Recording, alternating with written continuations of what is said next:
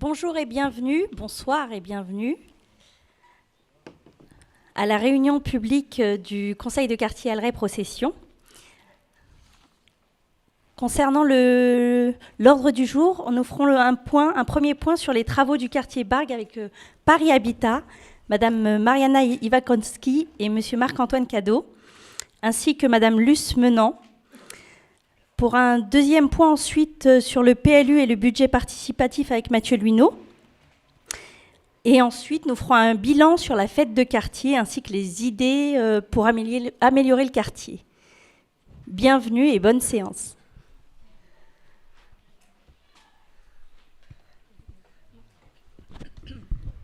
Bonsoir. Alors, on peut projeter peut-être comment le... C'est pas branché ? On voit pas ? Ah oui. Bonsoir, donc Mariana Ivankowski de la direction de la maîtrise d'ouvrage de Paris Habitat. Je suis en charge du projet de réaménagement des espaces extérieurs de l'île aux Bargues et de la construction du nouvel accès aux 47 Bargues suite aux démolitions des dalles qui est maintenant terminée. On vient juste vous faire un petit point d'actualité sur l'avancement des travaux et du futur projet. Alors, je vais vous montrer une image. Juste pour rappeler rapidement le contexte, c'est une opération qui s'inscrit dans le cadre du réaménagement global du quartier Bargues-Procession que Paris Habitat mène avec la ville de Paris et la mairie du 15e depuis maintenant de nombreuses années.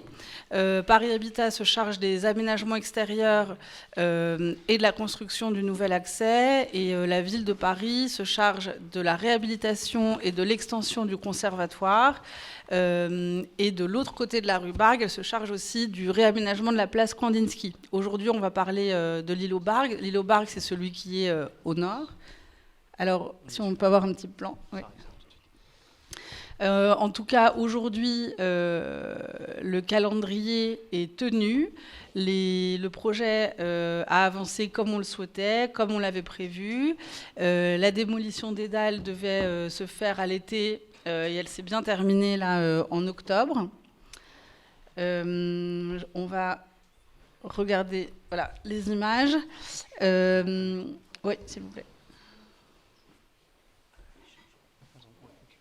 Bon, je vais le faire. Ouais. Ok.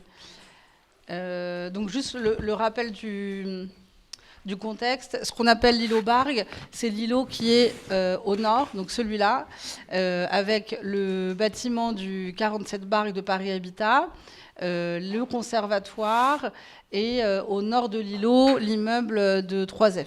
Ce qu'on appelle l'îlot Procession, c'est l'îlot de la place Kandinsky, avec l'immeuble du 48 rue Bargues, dont Paris Habitat a aussi prévu la démolition des dalles, de la casquette sur la place et du réaménagement des locaux. Et la ville de Paris travaille sur le réaménagement de la place Kandinsky et le nouvel accès au gymnase Falguière, qui aujourd'hui se fait par la rue Falguière, mais la ville étudie la possibilité d'ouvrir le gymnase sur la place pour requalifier la place Kandinsky et lui donner une meilleure valeur d'usage et une grande valeur urbaine. Côté Bargues, l'îlot qui nous intéresse ce soir, on a bien terminé la démolition des dalles. On vous diffusera après cette présentation le film qui a été réalisé par l'entreprise en charge des travaux, RST BTP. Voilà des images de l'îlot sans les dalles. C'est quand même une belle étape. Il faut souligner que le chantier s'est très bien passé. L'entreprise a été... a réalisé des travaux de qualité, la communication avec les riverains a été bonne, le calendrier a été tenu, la réalisation de la passerelle provisoire qu'on voit ici, qui donne accès aux 47 Bargues, a été très bien accueillie. C'est du provisoire qui va durer quand même 1 an et demi, donc elle a été réalisée de manière assez quand même qualitative. aujourd'hui, le chantier est terminé. Pour nous, la prochaine étape pour Paris Habitat, ce sera les travaux d'aménagement des espaces extérieurs. La direction de l'urbanisme vous présentera le calendrier partagé, mais je voulais quand même rappeler le principe qui avait été retenu suite aux différents ateliers de concertation sur l'île aux Bargues. C'est la résidentialisation des 2 bâtiments d'habitation du groupe 3F et de Paris Habitat. C'est les espaces qu'on voit en hachuré. La question qu'on se pose quand même depuis des années, c'est comment clarifier les usages, comment rendre plus lisible cet îlot, comment différencier les équipements publics des logements, comment aider à ce que quelqu'un qui ne connaît pas l'îlot puisse savoir où se trouvent les équipements, où se trouvent les logements et différencier les espaces. Donc on aura pour les 2 bâtiments d'habitation des espaces, ce qu'on appelle résidentialisés, c'est-à-dire clôturés, avec un espace défini pour ces 2 immeubles, et une circulation ouverte tout autour du conservatoire, comme ça l'est finalement aujourd'hui, mais évidemment avec des aménagements de qualité et l'objectif de végétaliser au maximum cet îlot. Pour info, on va doubler quand même les espaces verts. On a aujourd'hui 500 mètres carrés d'espaces verts, on en aura 1000 dans le projet. Et ce sera vraiment une circulation douce avec des aménagements végétaux, mais également minéraux autour là, de ce qu'on appelle le square. Donc c'est cet espace qui va donner accès au conservatoire, à la tour du 47 Bargues, à la crèche qui est aussi dans le 47 Bargues, et une circulation fluide et éclairée, parce qu'on va grandement évidemment améliorer les éclairages, tout autour du conservatoire. Pour cette partie-là, les travaux démarreront en juin. On attend que le conservatoire démarre ses travaux. C'est en fait une question d'installation d'emprise chantier, parce que le conservatoire, pour réaliser son extension, a besoin de cet espace. Donc Paris Habitat ne pourra pas venir aménager ces espaces ni apporter le matériel nécessaire pour la construction du nouvel accès. Donc le conservatoire va réaliser, on vous parlera du calendrier précisément tout à l'heure, va réaliser ses travaux de grosses œuvres à partir de cet espace, et ensuite en juin, Paris Habitat viendra d'abord construire le nouvel accès avec 2 ascenseurs qui desserviront le premier étage, mais également les 3 niveaux de sous-sol. On rend donc accessible aux personnes à mobilité réduite le parking avec un escalier, et ensuite on pourra réaliser les aménagements extérieurs. On est sur une durée de chantier d'environ 1 an. Donc on aura terminé à l'été 2024. Je vais peut-être laisser la direction de l'urbanisme présenter le calendrier partagé, et ensuite on vous diffusera le film.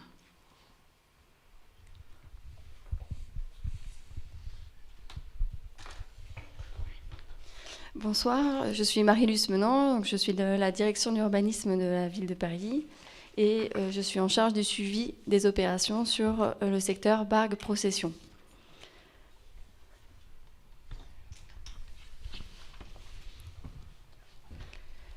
Donc mes collègues de la direction des constructions publiques et de l'architecture n'ont pas pu être présents ce soir. C'est eux qui ont en charge les travaux sur le conservatoire. Donc je ne vais pas forcément pouvoir répondre à des questions très précises sur les travaux, mais je vais vous présenter ce soir un calendrier sur les opérations qui vont arriver. Donc en novembre, alors on va pas. Donc en novembre, on a réceptionné les travaux, enfin Paris Habitat a réceptionné les travaux de démolition des dalles hautes.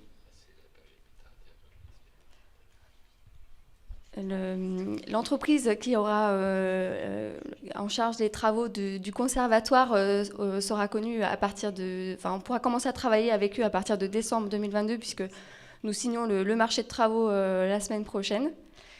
Donc ça fait démarrer 2 mois de préparation. Donc décembre, janvier, ce sont 2 mois de préparation de chantier, c'est-à-dire qu'il n'y aura pas de travaux pendant ces périodes-là. Il y aura un certain nombre de choses à mettre en place, comme la base vie par exemple, qui sera installée sur la place Kandinsky. La base vie, donc le cantonnement de chantier.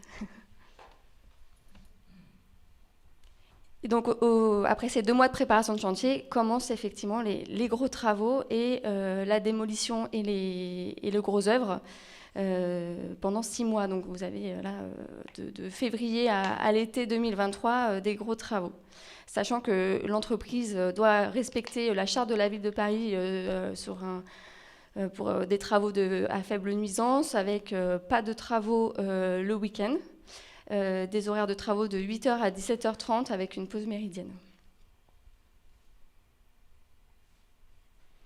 Donc les gros travaux s'arrêteront à l'été 2023 et ensuite on a encore 1 an de travaux, mais ça sera plus à l'intérieur du conservatoire et à partir de ce moment-là, on libère du coup l'espace extérieur et c'est là que Paris Habitat peut commencer ses travaux sur l'extérieur pour 1 an également et donc tout ça nous emmène sur l'été 2024 pour réception de l'ensemble des chantiers et l'ouverture du conservatoire, du conservatoire rénové en septembre 2024.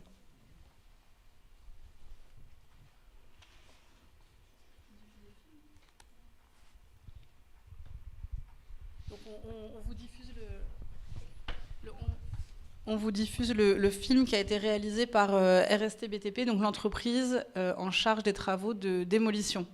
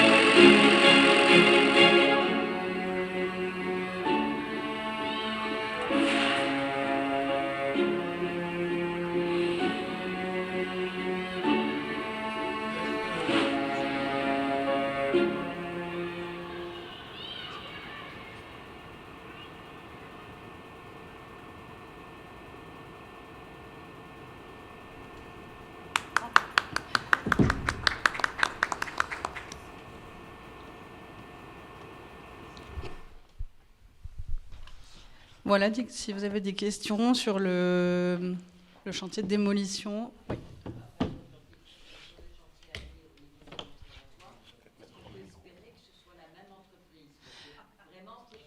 Oui, alors on peut l'espérer. En fait, c'est des marchés publics. Donc là, on est en train de lancer ce qu'on appelle l'appel à candidature. Donc on va recevoir plusieurs candidatures d'entreprises.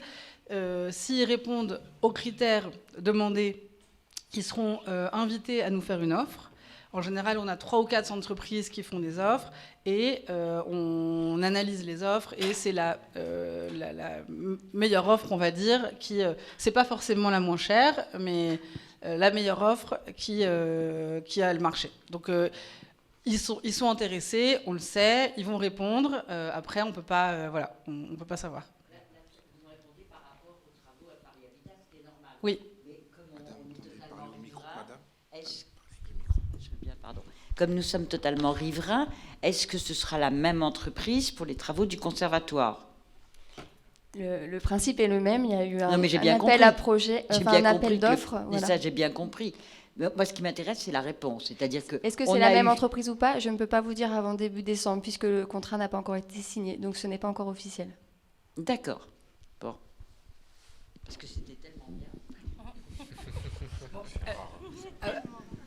Oui, après ils ont quand même une spécialisation. Enfin, c'est une assez petite entreprise. Pour l'histoire, le patron de l'entreprise avait participé, je crois, chez Colas à l'époque, l'entreprise qui avait démoli les passerelles au-dessus de la rue Bargue et rue de la Procession.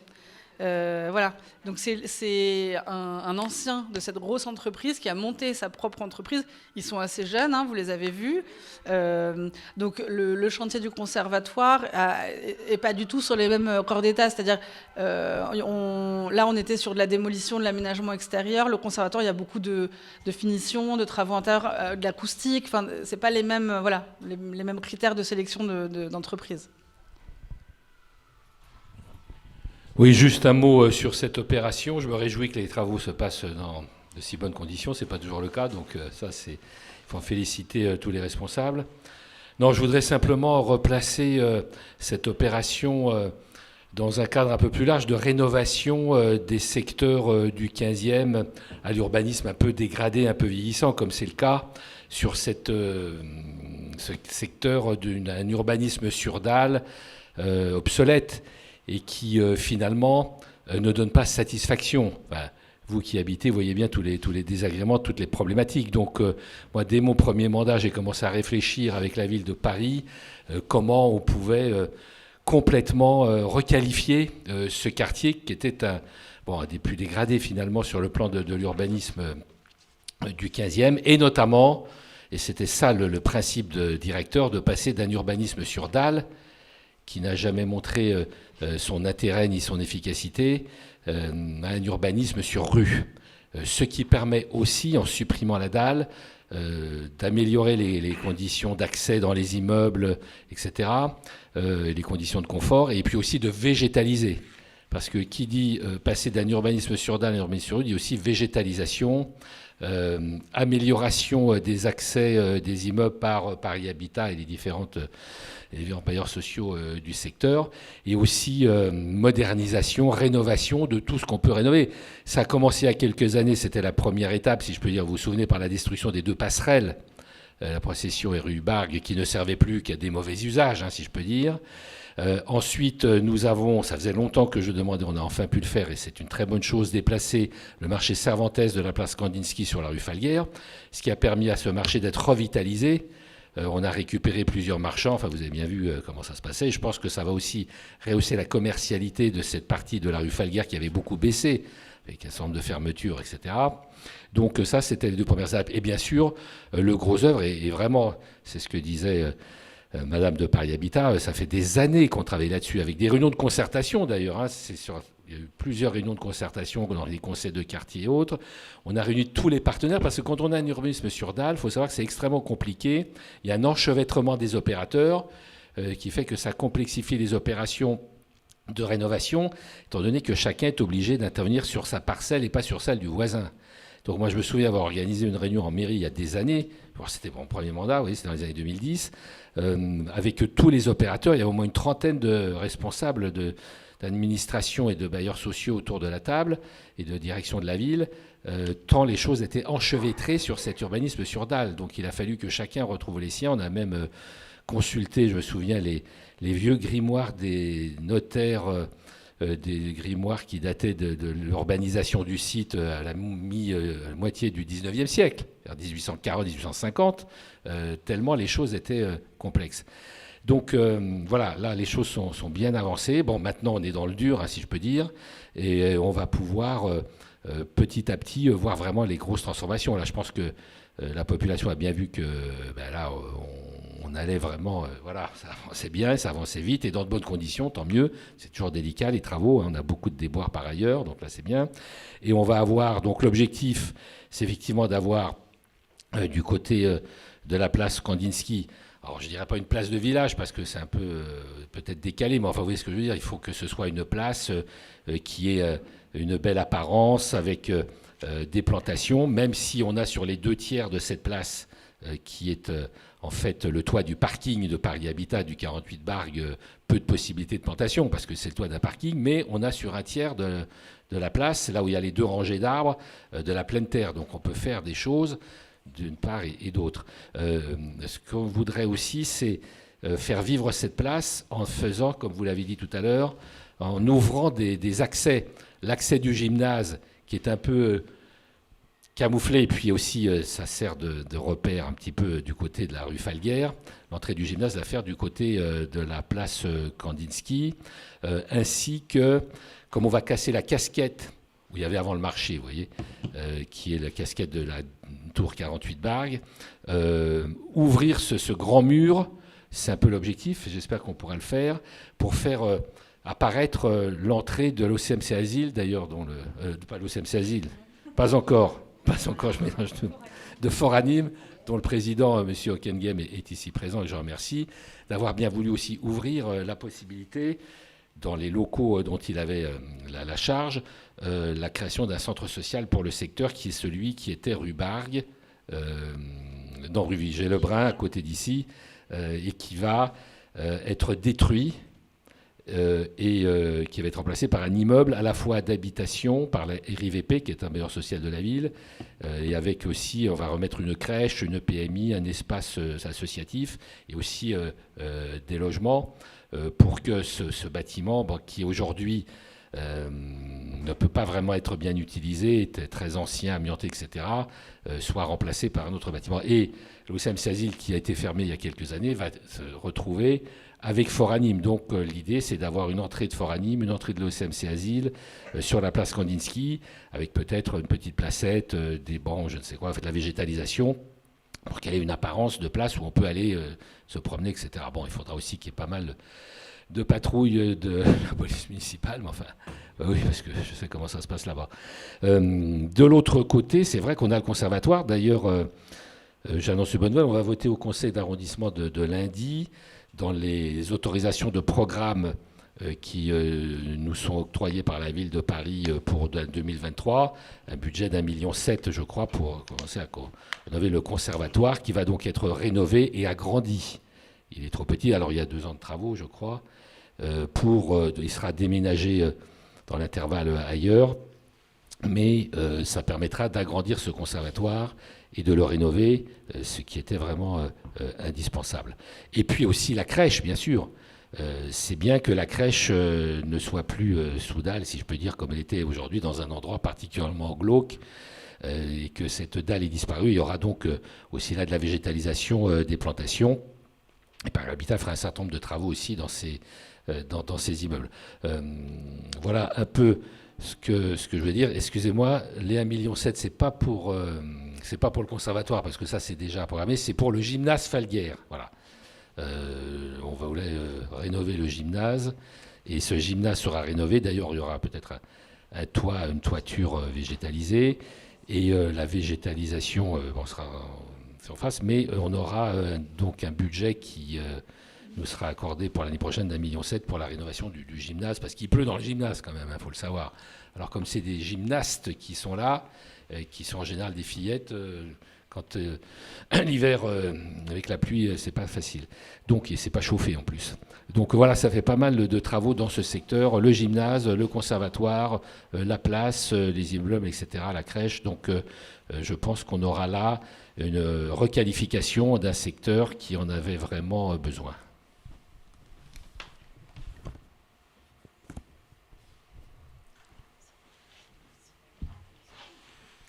Merci, monsieur le maire. Avez-vous des questions, les conseillers de quartier, les personnes présentes? Est-ce que vous voulez revenir sur certains points? Bon, tout est parfait. Oui. Attendez. J'ai une question, mais c'est pas c'est pour le 48. Moi, j'habite le 48. Et je voulais savoir auprès de Paris Habitat qu'est-ce qui était prévu pour le 48 et quand et comment. Et j'ai cru entendre que vous parliez du 47 de résidentialisé. Donc, et moi, j'ai entendu dire que chez nous, au 48, non, on ne fermait pas les portes, alors que chez nous, c'est un peu... Vous connaissez chez nous comment ça se passe, le bordel, excusez-moi. Hein. 48, rue Bargue. Donc... Alors, au 48, on n'a pas encore fait les études en fait avec l'architecte. On est en attente de la décision de la ville de Paris sur la création, peut-être l'installation comme disait Monsieur le maire, du centre social. Donc pour l'instant, ce qui est acté, c'est que Paris Habitat se charge de démolir la casquette sur la place. Oui, voilà, exactement. Et de réaménager effectivement les locaux communs. Donc locaux poubelles, locaux vélos, le hall et la loge du gardien du 48. Il n'y a pas encore, je ne peux pas vous répondre sur ce qui va être fait, puisqu'il n'y a pas encore de projet conçu par l'architecte. Le programme, c'est celui-là. Je pense que d'ici quelques mois, on pourra commencer à répondre à ces questions-là. Il n'est pas prévu, et ça c'est en concertation avec la mairie et la ville de Paris, de fermer le passage entre la rue de la Procession et la rue Bargue. Par contre, il est prévu le réaménagement de ce passage, c'est-à-dire la démolition des dalles qui le couvrent, le réaménagement donc des revêtements, l'amélioration des éclairages, ce qui rendra quand même ce passage, en fait, pour lui donner une statue finalement de rue, et plus effectivement, passage assez sombre, assez glauque parce que fermé. Quand on n'aura plus les dalles au-dessus, de bons éclairages et de meilleurs aménagements, on aura beaucoup moins cette sensation d'être dans un passage, on le vivra comme une rue finalement. Est-ce que ça va changer ce qui se passe dans les sous-sols de nos parkings? Alors ça, c'est un autre sujet, et c'est pas non plus en fermant ce passage qu'on aurait réglé le sujet du parking. Le parking, on n'y accède pas par le hall du 48 bar, on y accède par les rampes. Par le 2, parce qu'ils arrivent par la rampe. Hein. Ils arrivent, par dehors, ou par par le passage, bien sûr. Enfin, en tout cas, voilà. Ce qui est prévu, c'est ça. On fera des ateliers, peut-être avec l'architecte à ce moment-là, pour voir quelles sont les options et quels sont les aménagements qui pourraient sécuriser effectivement l'entrée. Et la sécurisation du parking, qui est effectivement un autre sujet. Sur la sécurisation du parking, les choses ont quand même avancé. C'est la création d'une ASL, en fait, entre les différents propriétaires du parking. Une ASL, c'est comme une copropriété, en fait, entre les différents propriétaires, ce qui va permettre les travaux de rénovation et de mise en sécurité du parking, qui étaient bloqués, en fait, administrativement, parce que Paris Habitat ne pouvait pas réaliser les travaux pour l'ensemble des copropriétaires. Mais comme on sait qu'à l'intérieur, dans toutes ces bandes il y a à la fois des gens qui habitent dans l'immeuble, donc tout le monde y rentre, et on vient par le sous-sol, et on arrive au rez-de-chaussée chez nous, tout le monde y rentre, enfin toutes ces bandes. Donc voilà, on fait sa vie dans les couloirs. Ça, on pourra sécuriser par des doubles portes, des contrôles d'accès, mais de toute façon, le parking sera toujours en exploitation. On ne va pas fermer le parking. Je ne sais pas si vous savez dans quel état il est, ce parking. Alors, moi, personnellement, comme je travaille sur les aménagements des espaces extérieurs et on va dire des niveaux supérieurs, je ne le connais pas. Mais ce que je peux vous dire aujourd'hui, c'est que tout ça est à l'étude. Paris Habitat connaît le sujet.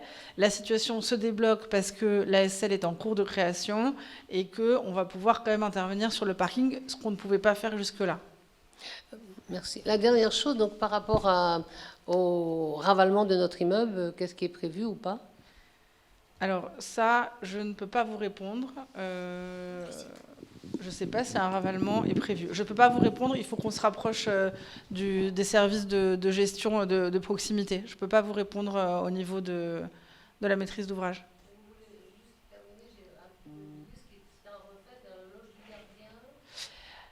En fait, ce qu'on veut, c'est redonner une qualité d'usage aux parties communes. Aujourd'hui, le gardien, pour sortir les bacs du vide-ordures du 48 Bargues, doit traverser tout le parking sous la place Kandinsky pour ressortir par le 62 Bargues. Ce qu'on veut, c'est créer des locaux... Oui, en fait, le gardien récupère les bacs des vides-ordures au sous-sol du 48 Bargues. Il traverse tout le parking sous la place Kandinsky pour faire ressortir les bacs par la rampe voiture du 62 Bargues, de l'autre côté de la place. 62 Bargues, c'est l'immeuble en angle, qui fait l'angle entre Bargues et Falguière.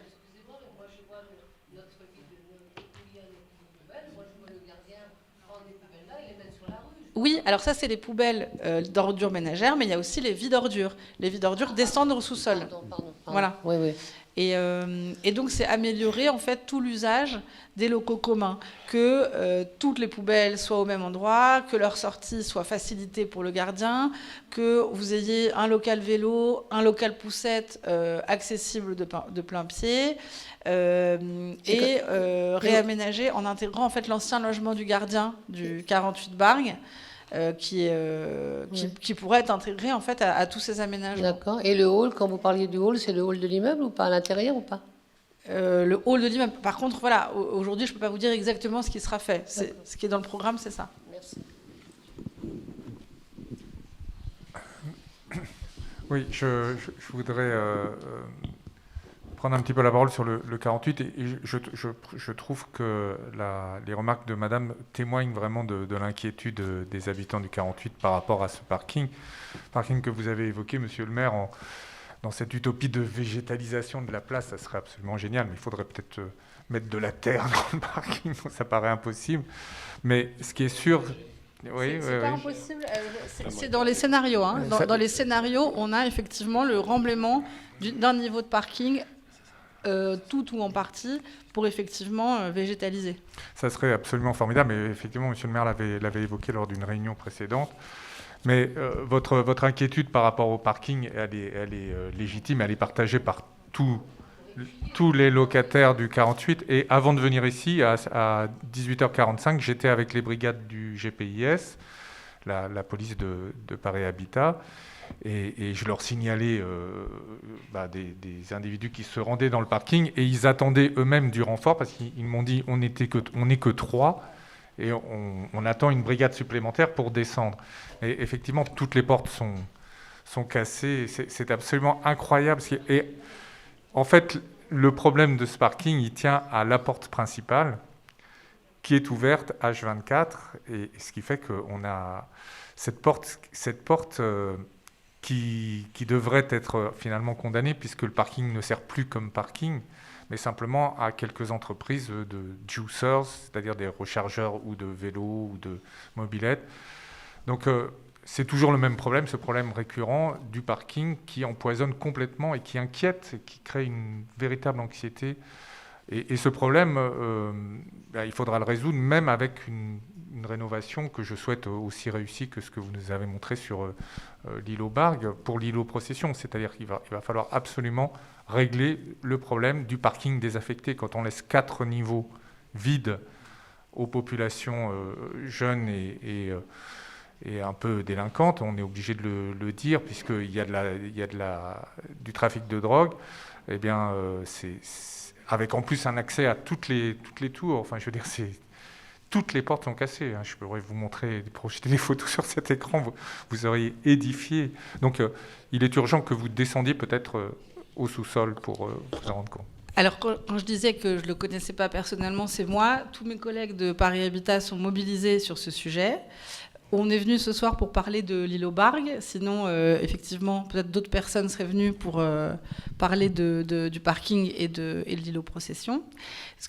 L'information que j'ai, moi, c'est que En fait, le parking, les portes sont ouvertes parce qu'il n'est pas complètement vide. Les autres copropriétaires du parking en ont l'usage.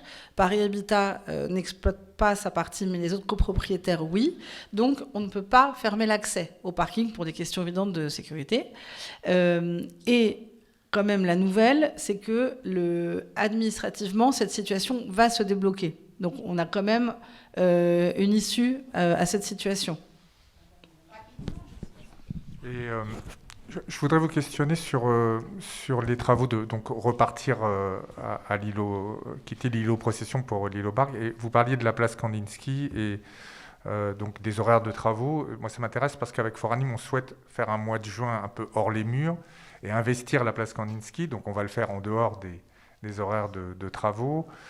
Mais je voulais savoir si est-ce que la place va être complètement occupée par ce que vous appeliez le chantier, enfin la base vie, merci. Ou est-ce qu'il y aura encore un peu de place pour danser, chanter et faire acte de culture et de présence À l'été, on aura 3 chantiers en cours sur le quartier, donc le réaménagement de Paris Habitat, le conservatoire, mais aussi les ateliers d'artistes, la rénovation énergétique. Aujourd'hui, on est en cours avec la ville de Paris de désignation d'un OPC-IC, donc d'un pilote en fait interchantier qui va nous aider à coordonner ces 3 chantiers qui sont sur une même temporalité. Il va aussi nous aider sur les installations de chantier à voir comment on peut s'organiser. Aujourd'hui, effectivement, il est prévu que les 3 entreprises s'installent sur ces espaces. Donc je ne peux pas vous dire oui ou non. Par contre, il y a quand même de fortes chances que la place soit, pour des questions de sécurité, consacrée aux travaux, oui. Et vous pensez que ça sera dès le début du mois de juin ? Est-ce qu'on peut avoir un calendrier précis de l'installation de cette base vie ? Le conservatoire va s'installer en janvier. Nous, on va venir s'installer à partir de avril-mai. Les ateliers d'artistes risquent aussi de s'installer en mai. Donc j'ai envie de vous répondre que oui, en juin, on sera un peu au pic de l'installation. Donc on ira au Square Necker alors. Oui, je voulais revenir à quelques remarques et puis peut-être une question pour dire que d'abord je souscris à 100% à tout ce que vous avez dit, monsieur le maire, et qui finalement il est rare qu'un projet ait été autant travaillé conjointement entre la ville de Paris et la mairie d'arrondissement. Et que je pense que tout le monde est très conscient, que ce soit à Paris Habitat ou à la ville de Paris ou à la mairie d'arrondissement, du long délai d'attente que vous avez eu, vous les habitants. Et je crois que monsieur le maire a bien expliqué la complexité, en fait, effectivement, des différents usages et l'ambition, par ailleurs, de la transformation de tout ce quartier, qui fait que ça a pris beaucoup de temps, que vous avez voté plusieurs tranches au budget participatif, et que ce sont des travaux qui se sont faits très longtemps à attendre. Alors tout ça, c'est parce que j'entends complètement la crainte que vous avez, madame. Je pense qu'on en est tous conscients dans ce conseil. Je veux dire. Oui, mais moi je suis allé voir et je pense qu'on est nombreux à être allés voir. Et Nicolas m'a aussi montré des photos. Enfin, on est complètement, je pense, conscient de cela. Et ça se balaye pas du tout comme ça, ce que vous dites. C'est très important. Enfin, je veux dire, je pense que tout le monde en est conscient, qu'on a très longtemps attendu cette transformation du quartier, que maintenant elle s'enclenche et qu'elle est très ambitieuse. Une fois qu'on a dit ça, effectivement, là, d'un côté, ça avance beaucoup, et de l'autre, cet urbanisme était complètement... je ne sais pas quels sont les architectes qui ont conçu l'urbanisme sur dalle, qui y ont cru, mais c'est une erreur, et c'est une erreur qui est reproduite partout. Enfin, je veux dire, en banlieue, il y a aussi ces questions-là. Il y a dans d'autres endroits du 15e cette problématique-là, et on ne fait plus du tout ça. Bon. Parce que ça crée effectivement... Donc là, il va y avoir à la fois... ça permet aussi de la prévention situationnelle, comme on dit. C'est-à-dire qu'effectivement, en fermant un certain nombre de petits passages, alors pas celui que vous évoquez, mais en tout cas un certain nombre, on améliore les choses. Je pense qu'il faut agir...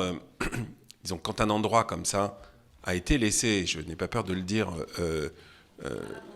non pas à l'abandon, mais en tout cas que les transformations étaient trop coûteuses, trop complexes pour se faire vite, parce que c'est la réalité, eh bien, effectivement, on laisse la place à des règlements se faire, à des gens occuper l'espace alors qu'ils ne devraient pas, et ça se double quand même, il faut en être très conscient pour le quartier, d'un territoire qui socialement a aussi des difficultés, qui n'a plus de centre social depuis je ne sais plus combien d'années maintenant, mais 4, 5 ans, 6 ans.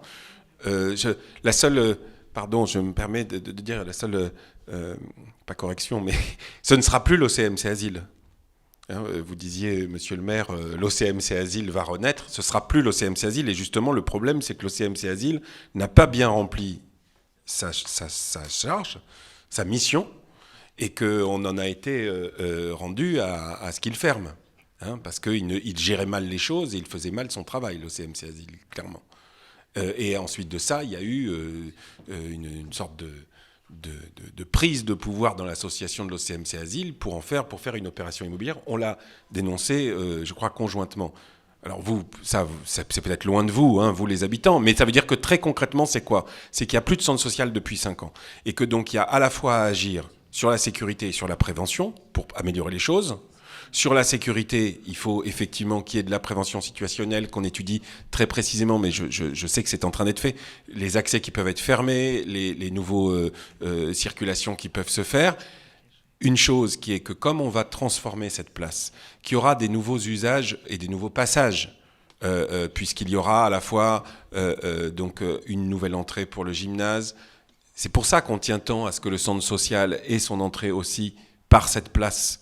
C'est pour ça qu'on tient tant à ouvrir aussi Fort Anime. C'est que cette place, il y aura du passage et il y aura beaucoup de gens, beaucoup de familles, beaucoup d'enfants qui y passeront pour faire autre chose. Et que donc, du coup, mécaniquement, déjà, on peut espérer que ça éloigne un certain nombre de gens qui ont des mésusages.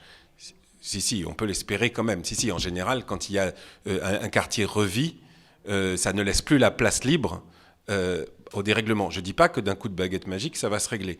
Je ne dis pas que la question des parkings, il ne faut pas la creuser très, c'est le cas de le dire précisément, et le scénario éventuellement occuper ces parkings par d'autres usages, ça se fait ailleurs, peut être envisagé. Il y a de l'agriculture urbaine parfois qui occupe les parkings et ça permet de ne pas les laisser en jachère. Il y a de la pleine terre parfois qui est mise dans des... Alors ça, c'est très très cher. Donc comme on est aussi dans un contexte budgétaire contraint, on ne peut pas tout faire. Mais en tout cas, c'est encore envisagé, je crois, et pas totalement écarté la possibilité de remplir un étage de terre pour qu'on puisse faire des plantations. Donc il y a cette question-là. Et en fait, après, il y a l'autre volet qui est que le centre social ouvrant, on travaille aussi pour l'avenir. C'est-à-dire que parce que mécaniquement, la petite délinquance dans le quartier, elle a mécaniquement et parallèlement augmenté en parallèle de la fermeture du centre social. C'est très net et très clair. Et une petite délinquance, alors il y a deux niveaux, j'ai l'impression, dans ce quartier. Il y a à la fois une délinquance organisée, hein, comme rarement dans d'autres... le trafic de drogue, quoi, comme rarement dans d'autres quartiers du 15e. Et il y a en même temps une petite délinquance des adolescents qui sont laissés en déshérence parce que le centre social n'existe plus. Donc on est là conjointement Ville de Paris, mairie d'arrondissement, c'est le seul centre social qui réouvrira dans la mandature si on arrive à tenir les délais. En tout cas, c'est ce qui est compté budgétairement. Et vraiment, ça a été et ça continuera d'être une bataille conjointe de la Ville de Paris et de la mairie d'arrondissement. C'est suffisamment rare pour être souligné. Enfin non, pas que rare, mais en tout cas, sur cette question-là, c'est très clair. Il y a eu maintes prises de parole à la fois de M. Goujon et de Mme Hidalgo, de moi-même sur le sujet. Voilà, et donc c'est en agissant sur ces deux axes qu'on pourra faire que ce quartier à la fois retrouve de la vie, de la joie et de la sérénité. Enfin voilà. Mais en tout cas, je crois que les gens, là, c'est enclenché, quoi. Enfin, voilà. Et la question, pardon, j'ai été long, j'ai une mini, alors là je vais être court sur la question, c'était effectivement ça a été évoqué, mais est-ce qu'il y a quelque chose je devrais peut-être le savoir, mais je l'ignore, de rénovation énergétique qui est prévu? Vous parliez des ateliers, est-ce qu'il y a d'autres rénovations énergétiques qui sont prévues pour les immeubles? Vous savez peut-être pas tout, mais... Non, uniquement le 49 processions, les ateliers d'artistes. À ce stade. Oui. Mais après, dans Oui, un là, avenir, oui. ce sera peut-être... Oui. D'accord. C'est pas planifié, quoi, pour l'instant. Non, pas pour l'instant. Et moi, j'ai une question, s'il vous plaît. Je voudrais savoir s'il est prévu de modifier dans l'îlot Barg le renfoncement qu'il y a entre l'immobilière 3F et l'immeuble du 47 rue Barg. Alors, est-ce que vous parlez du Porsche qui est sous le 47 Barg? Oui. Oui, il est prévu fermé. Très Il bien. devient un local vélo pour le Ah, 47 très bien. Barg. Oui, parce que c'est vrai que... En fait, on n'a pas détaillé le projet. Ce serait vraiment intéressant qu'on revienne au printemps avec l'architecte pour vous présenter plus précisément le projet d'aménagement. On a une phase très avancée puisqu'on est en train de sélectionner l'entreprise. Donc on a un projet assez précis. On a une paysagiste qui a travaillé sur tout le projet de végétalisation. Et voilà, on a la création donc, du local vélo sous le Porsche, le réaménagement d'un local poubelle également là où actuellement il y a le local vélo. Donc ce sera intéressant qu'on vienne vous présenter le projet au printemps, à la prochaine réunion publique avec l'architecte et la paysagiste. Vous serez les bienvenus. Monsieur le maire. Oui, quelques précisions complémentaires par rapport à tout ce débat important.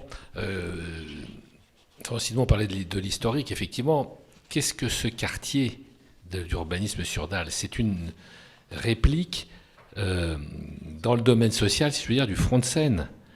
Parce que lorsque les gens ont été expropriés pour cause d'utilité publique, quand le front de Seine a été construit dans les années 70, à ce moment-là, les personnes ont été relogées ici.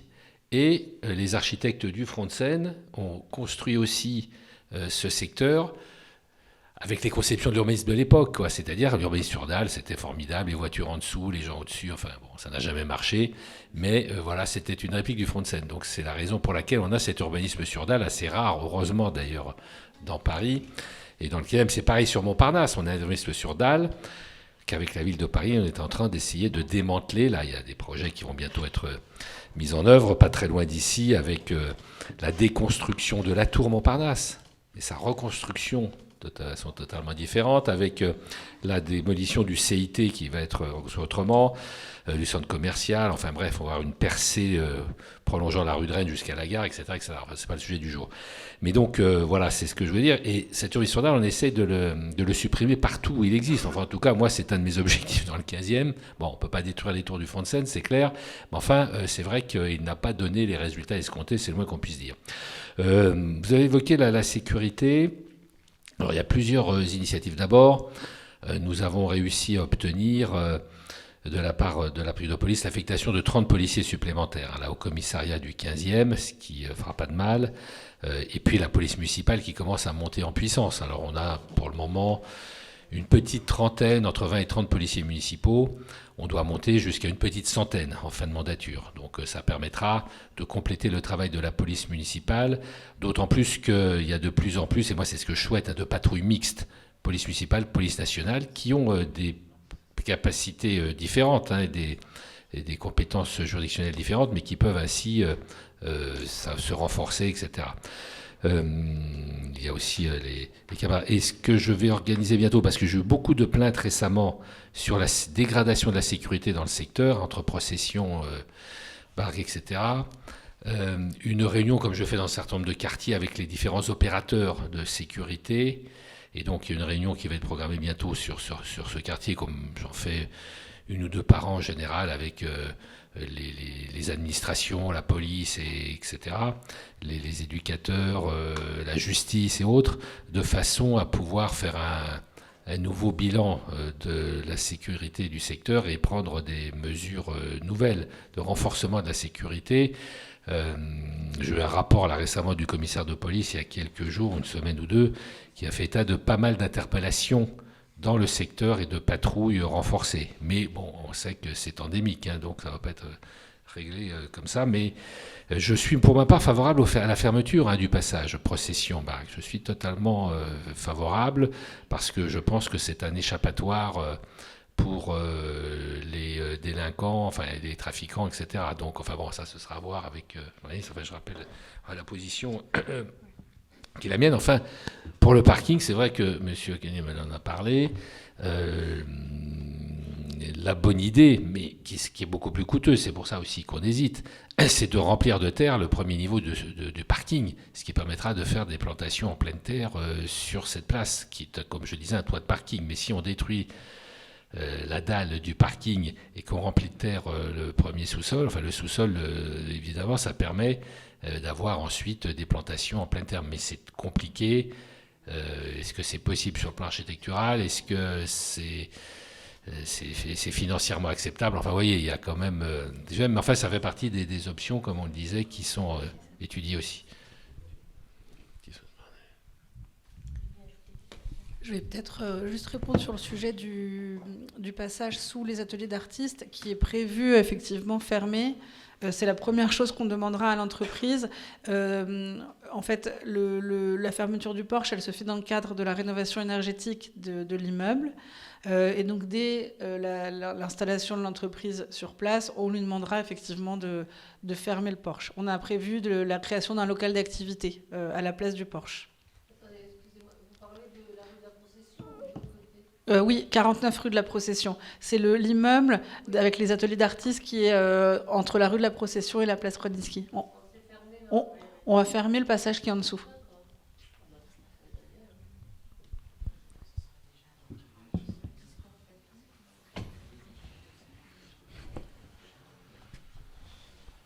Est-ce qu'il y a d'autres questions?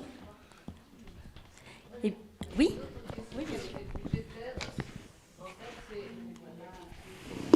Il y a, je ne sais pas combien d'années que nous avons donc eu ce budget participatif pour les travaux de Bargue. Ça fait je ne sais pas combien d'années. Et 3 ans. Et je voulais savoir l'argent, où est-il pendant ce temps-là? Qu'est-ce qu'il fait? À qui il sert? Excusez-moi, vous pourriez répéter votre question?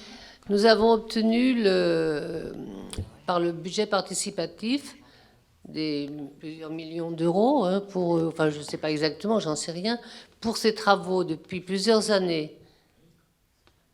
Où a été cet argent pendant ce temps? Pendant ce temps. Cet argent, c'est pas de l'argent qui est mis de côté comme un trésor et qui attend dans un coin. Tant que l'opération d'urbanisme ne peut pas se déclencher, cet argent n'existe pas. Vous voyez, il fait partie du budget de la ville de Paris, en fait. Budget de la ville de Paris débloque cette somme lorsque les travaux commencent, en fait. Voilà. Et d'ailleurs, là, ça permet la rénovation du conservatoire, un certain nombre de travaux, etc. Oui, juste pour compléter, pour vous préciser, vous avez tout à fait raison. En fait, au budget participatif, vous avez voté une première fois pour un projet en 2015, puis en 2017. Le projet de 2015, c'était celui de végétaliser le toit du gymnase Falguière. Et celui de 2017, c'était des aménagements de terrains de sport et de création d'un jardin partagé. Mais effectivement, comme vous le disiez, monsieur le maire, en fait, ce sont des projets qui vont voir le jour à partir du moment où les grands projets de grande envergure d'urbanisme seront terminés. Sinon, faire pour casser, voilà, pas grand intérêt.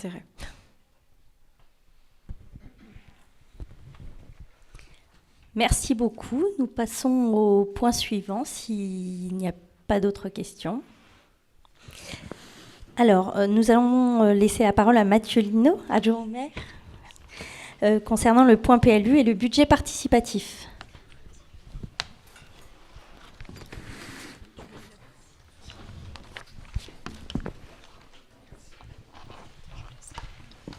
Bien, bonsoir à tous. Je vais vous dire donc quelques mots ce soir sur l'état des lieux de la révision du plan local d'urbanisme, donc du PLU, et puis je reviendrai aussi sur la dernière édition du budget participatif qui a été assez riche pour l'arrondissement, pour le 15e.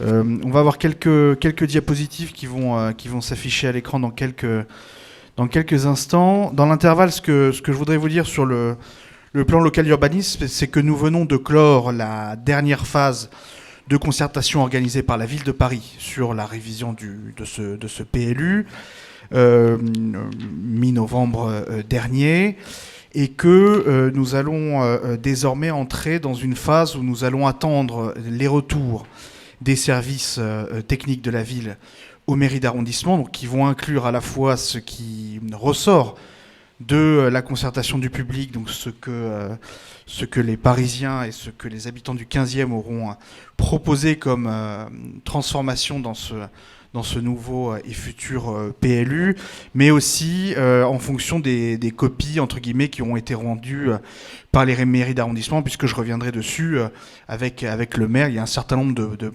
recommandations, de demandes qui ont été formulées pour ce prochain PLU. Tout ça devrait nous amener aux alentours du mois de mars 2023 à un débat en Conseil de Paris sur le règlement final du PLU qui sera proposé, qui, une fois adopté, sera, lui, soumis à ce qu'on appelle une dernière phase de concertation, qui est en fait l'enquête publique réglementaire, donc qui est prévue par la loi. Hein. Pour chaque révision d'un plan local d'urbanisme, il y a une enquête publique réglementaire qui sera pour vous le dernier moment au cours duquel vous pourrez formuler des observations sur ce plan local d'urbanisme, sur ce PLU.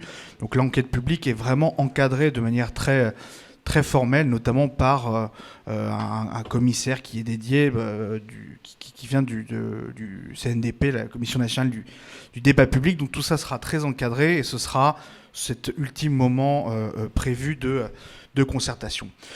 Comme je vous le disais, on est toujours en attente des retours des services techniques sur cette dernière phase de concertation.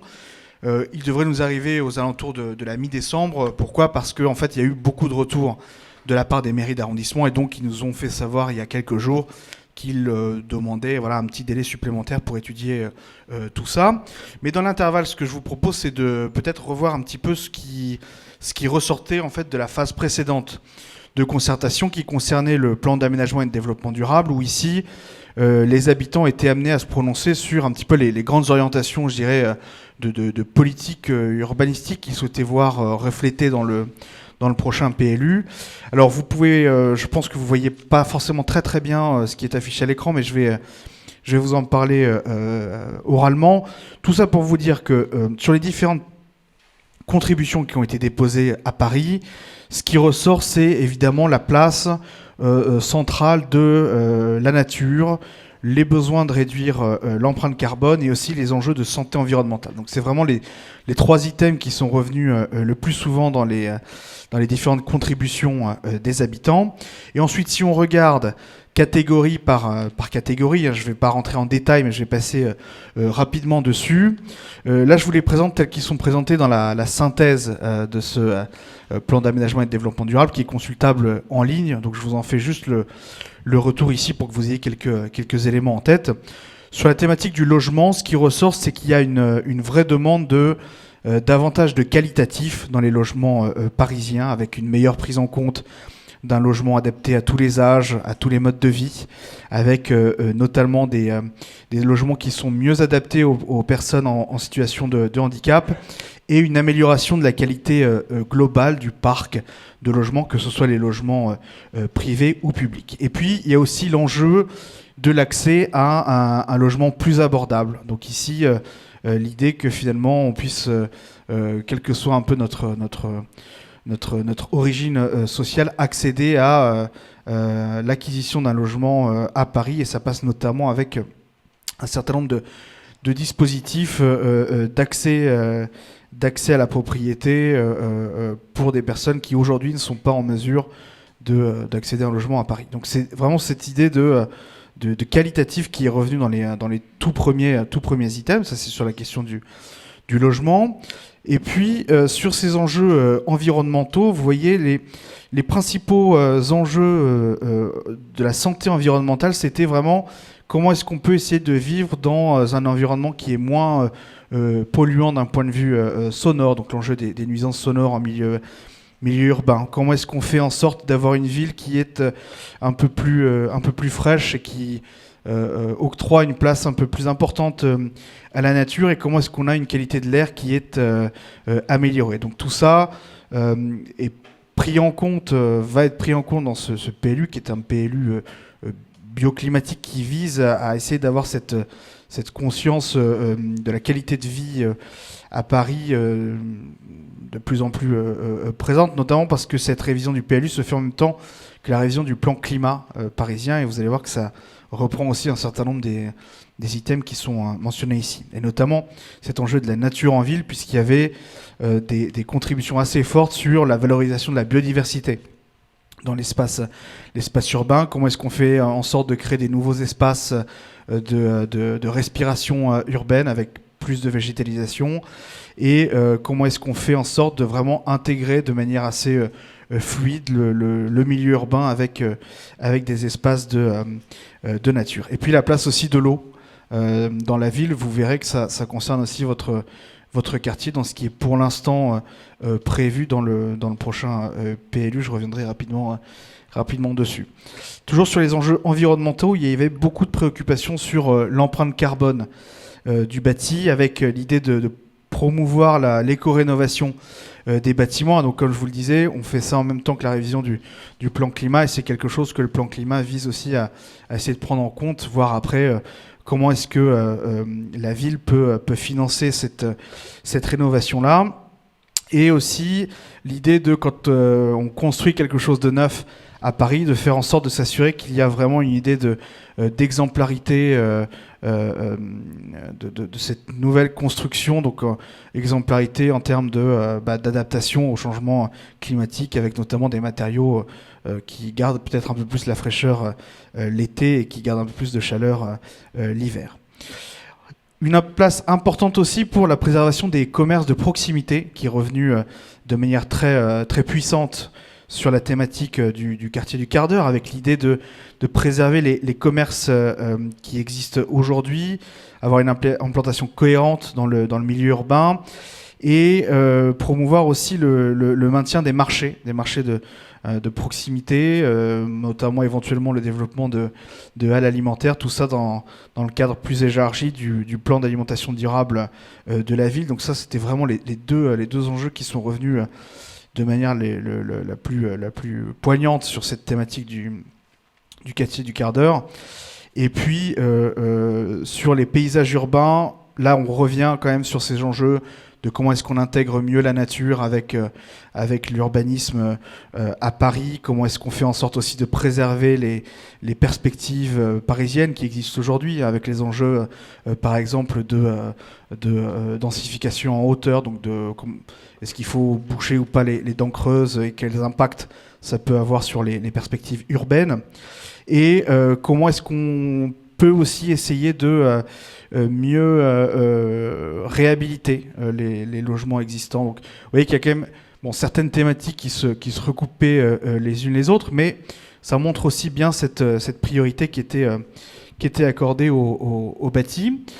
Et puis, dernier point, c'était les enjeux plus liés au développement économique cette fois-ci, avec cette thématique ville-capitale. Donc, comment est-ce qu'on fait en sorte de favoriser les grands services urbains? Ça, c'était une forte attente qui a été exprimée par les participants dans cette phase de concertation du PLU, notamment comment est-ce qu'on peut développer un petit peu plus les équipements de proximité, comment est-ce qu'on peut s'assurer qu'à Paris, on garde des établissements d'enseignement supérieur et de recherche, et ça va aussi avec un accès privilégié au logement, notamment pour les étudiants et les chercheurs. Et puis, sur un certain nombre de thématiques autour de la ville productive, donc là aussi le développement économique. Les deux thématiques qui sont revenues le plus souvent, c'était les possibilités de tri des déchets et la possibilité de favoriser le développement de fabrication localisée, donc avec notamment le développement des Fab Labs, des ressourceries. Donc ça, c'est un peu les grands souhaits qui avaient été exprimés lors de cette deuxième phase de concertation. Là, comme je vous le rappelle, on a clos la troisième. Cette troisième phase de concertation, donc même si on n'en a pas encore les résultats pour les raisons que j'évoquais précédemment, elle a été faite sur la base d'une première proposition de nouvelles réserves, notamment sur ce futur plan local d'urbanisme, dont vous pouvez retrouver ici une extraction pour votre quartier. Alors c'est pas forcément très facile à lire, mais si je vous donne quelques codes couleurs, il faut voir que ce qui est en bleu foncé encadré de rouge, ce sont les futures réserves de logements sociaux qui ont été demandées. Ce qui est en noir encadré de rouge, ce sont les prochaines protections Ville de Paris, donc qui est un niveau de protection du bâti. Avec ici, vous ne le voyez pas parce qu'il y a des petits points bleus qui sont marqués parce que ça correspond à des retours de concertation des riverains. Mais on ne voit pas ici les bassins de Grenelle, les réservoirs de Grenelle, qui sont en fait dans le projet actuel de plan local d'urbanisme, qui serait protégé Ville de Paris à l'avenir. Donc ça correspond, c'est une prise en compte, si vous voulez, de ce besoin d'avoir des espaces d'eau préservés. Et comme vous le savez, c'était aussi un combat, je dirais, de longue date du maire et de ma collègue Claire de Clermont-Tonnerre. Donc là-dessus, plutôt un développement assez positif. Et puis vous pouvez voir quand même en haut, je dirais au sud-ouest de votre quartier, il y a un nouvel espace de préservation des espaces verts qui a été proposé par la ville. Encore une fois, ça c'est ce qui a été proposé avant que les mairies d'arrondissement aient pu s'exprimer et avant aussi que les retours des habitants aient pu être récoltés. Tout ça pour vous dire, et sans trop, je dirais, donner trop de détails, parce que nous, on n'a pas encore, si vous voulez, le retour des services, donc on ne sait pas ce qui va être retenu de la copie de la mairie du 15e. Mais ce que je peux vous dire, c'est que le maire et nous avons fait un certain nombre de demandes pour ce prochain PLU, au regard notamment de ce qui est ressorti de la concertation du PADD, avec, je dirais, 3 axes principaux. Le premier axe qui était axé sur le logement, l'idée d'avoir, si vous voulez, la création de logements spécifiques pour ces publics ciblés, donc les étudiants, les chercheurs, les personnels de santé, les enseignants, les auxiliaires de crèche, bref, tout ça pour avoir une offre de logement qui correspond aussi au personnel le plus actif dans l'arrondissement. Faire en sorte que, si vous voulez, ces logements soient aussi accompagnés de développement de logements intermédiaires, pour favoriser justement une vraie mixité sociale dans l'arrondissement. Le développement systématique, quand on développe du logement, d'opérations, d'équipements publics municipaux qui seraient créés en parallèle, puisque le 15e aujourd'hui n'est pas forcément très équipé. Si on fait un ratio équipements municipaux, logements, pas forcément l'arrondissement le mieux équipé. Donc ça, c'est une demande assez forte du maire. Et puis, un certain nombre de propositions de transformation de réserves de logements sociaux existantes qui ont été demandées par le maire. On verra ce qu'il en ressort. Ça, c'est plus pour le côté logement. Sur le côté, cette fois-ci, je dirais, espace vert, protection du bâti, nous, on a une centaine de nouvelles demandes de protection patrimoine Ville de Paris qui ont été formulées. Alors, certaines des propositions ont été directement intégrées dans la base de travail de la Ville de Paris. C'était le cas des réservoirs de Grenelle, comme vous pouvez vous en douter, avec aussi l'idée pour le maire de préserver les trames urbaines avec les cœurs d'îlots, les espaces plantés notamment. Et on a une trentaine de nouvelles demandes sur des sites à classer en zone urbaine verte, donc pour essayer de créer des poches de respiration dans l'arrondissement et continuer cet arc vert structurant qui a été souhaité par le maire. Et puis enfin, sur le troisième axe que je vous mentionnais, c'est-à-dire plus le développement économique, on a proposé un certain nombre de linéaires supplémentaires de protection des activités commerciales et artisanales, ainsi qu'une demande plus générale, mais de favoriser un développement mixte de l'urbanisme dans le 15e arrondissement, c'est-à-dire qui préserve à la fois l'offre de logements existante, mais qui n'empêche pas non plus l'installation d'activités économiques et d'activités socio-professionnelles, puisque ça participe aussi de l'attractivité globale d'un arrondissement, de l'activité commerçante et puis de sa vie quotidienne. Donc ça, c'est les 3 axes qui ont été formulés par le maire et la mairie du 15e le mois dernier. On a encore la possibilité de faire quelques retours jusqu'à demain, mais notre copie a été envoyée. Et puis, c'est sur la base des retours des services techniques que nous aurons l'occasion ensuite d'engager le débat à la fois en conseil d'arrondissement puis en conseil de Paris, comme je vous le disais, autour du mois de mars 2023, avant que tout ça soit présenté en phase de concertation réglementaire, donc plutôt mi-2023, peut-être fin 2023, il n'y a pas encore de date arrêtée. Voilà ce que je pouvais vous dire dans un premier temps sur le plan local d'urbanisme et où nous en sommes aujourd'hui. Avant de parler peut-être du budget participatif, je ne sais pas si vous avez éventuellement des questions, en quel cas je serais ravi d'y répondre.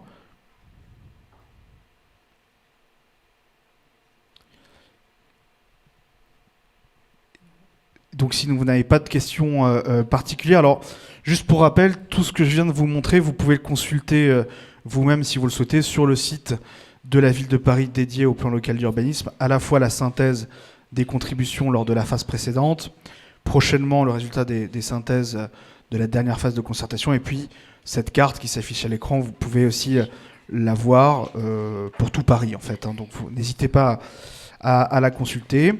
Maintenant, quelques mots sur le budget participatif. Alors tout ça pour vous dire que, en quelques chiffres, cette année encore, les habitants du 15e ont plutôt bien participé au budget participatif, puisqu'en 2022, à nouveau, le 15e était sur le podium des arrondissements qui ont déposé le plus de projets, avec toute une procédure qui a conduit en fait à regarder avec les services techniques quels étaient les projets recevables et puis faire un certain nombre de regroupements de projets qui nous a conduit à soumettre au vote 11 projets au mois de septembre dernier, qui ont abouti à 5 projets qui ont été votés pour une valeur totale d'un peu plus de 6 millions d'euros, donc 6,5 millions d'euros, ce qui représente pour un arrondissement une capacité d'investissement assez importante si on compare ça à notre budget global, hein, qui est autour de 12 millions d'euros en général.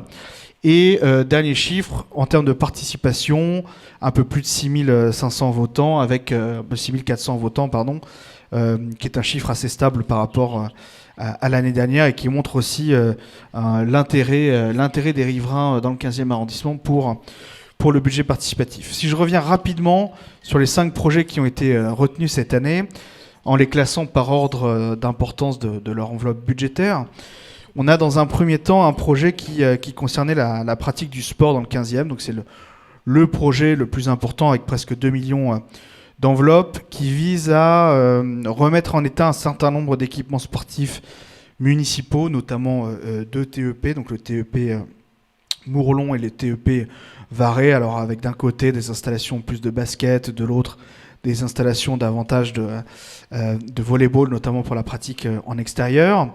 D'autres aménagements, alors place de la laïcité, avec notamment la création d'un point d'eau pour le rafraîchissement des sportifs, un meilleur éclairage pour des questions notamment de sécurité.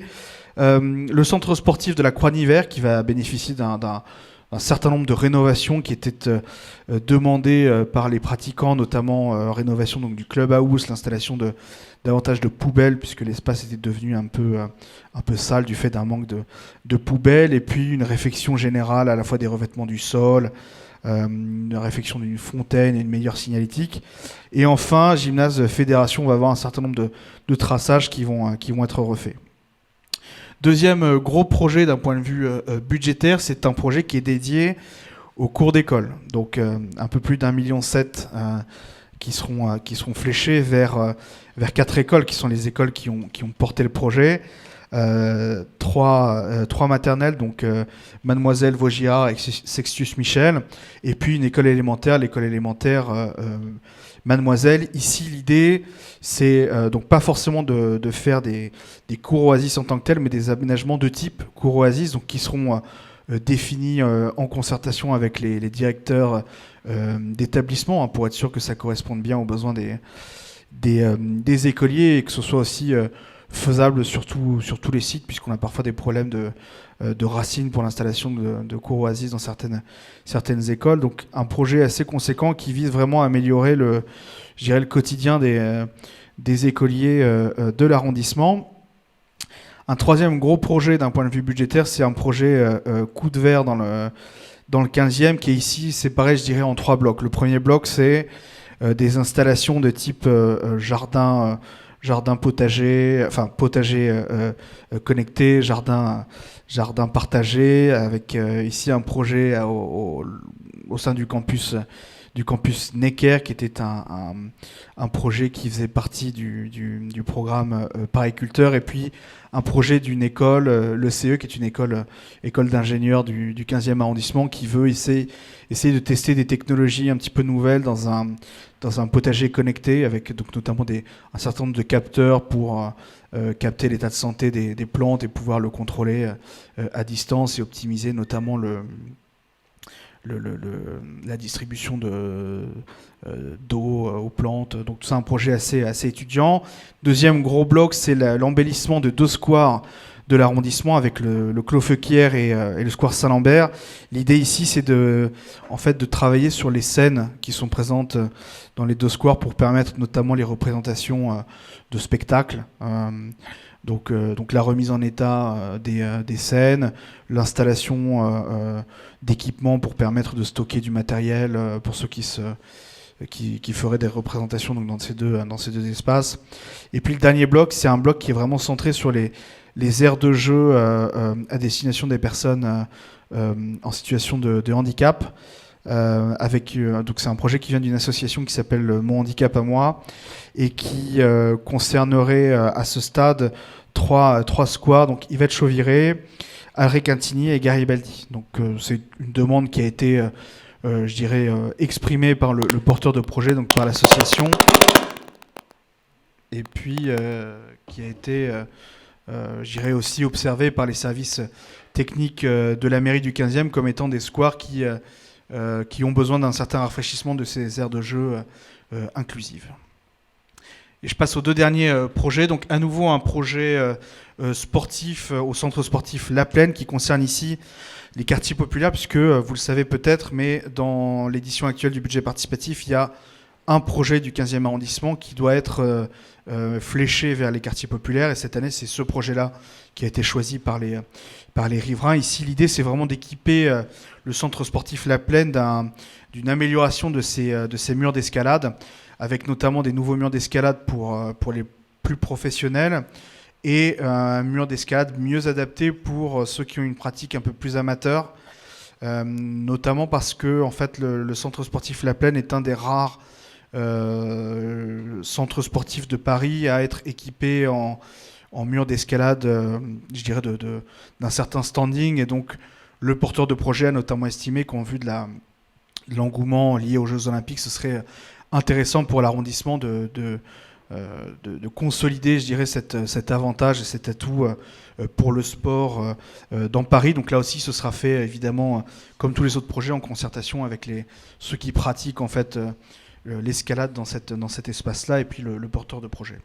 Et puis dernier projet, c'est cette fois-ci un projet qui tourne autour des espaces publics, avec un certain nombre de propositions qui avaient été regroupées, qui visent à créer, alors c'est soit des traversées piétonnes pour sécuriser un petit peu les traversées, poser des arceaux pour le stationnement vélo, et enfin la matérialisation d'un chemin de guidage, donc dans le coin du métro Bir-Hakeim et de la piscine Émile Antoine, pour à destination des personnes aveugles ou malvoyantes, donc pour aussi ici sécuriser en fait les déplacements.